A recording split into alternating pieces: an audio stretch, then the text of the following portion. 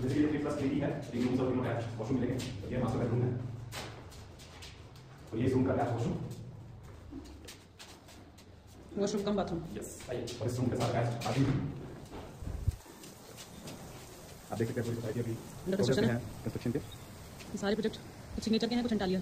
Yes, और जो हमारे वाला है वो सिग्नेचर ग्लोबल है, सेक्टर 79 गुड़गांव। आइए। सो अब चलते हैं किचन में। मेरा place for the ladies. So this is the kitchen, modular kitchen.